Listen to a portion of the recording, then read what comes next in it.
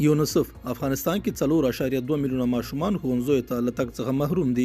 په سلامونو هرکلی کوم. که غواړئ چې بشپړ معلومات ترلاسه کړئ نو تر پایه راسره اوسئ.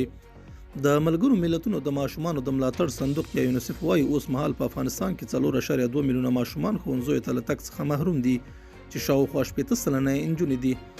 دغه ادارې د جمعې په ورځ ناوخته د ډسمبر 9 چې د لندۍ میاشتې له 13 سره سمون خوري په دې اړه خپل راپور کې ویلي چې اوس مهال د افغانستان په یو شمېر ولایتونو کې په ځانګړي ډول په کندهار کې 15 سلنه نجونې ښوونځیو ته له تګ څخه محرومې دي.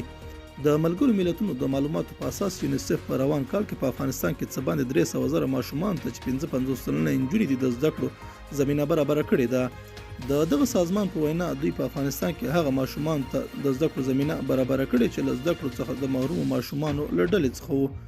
په افغانستان کې د ملګرو ملتونو د ماشومانو د ملاتړ صندوق یا یونیسف تازه په 2023 میلادي کال کې په دغه هیواد کې د خپل ښوونیزو پروګرامونو د پراخولو خبر ورکړی دی. د ملګرو ملتونو یا د ادارې زیاته کړې چې دغه افغان ماشومان ته په 10,000 سیمایزو ټولګیو کې د زده کړو زمینه برابره کړي. دا زموږ نننی چمتو شوی مطلب. تر بیا ښه وخت او ښې چارې.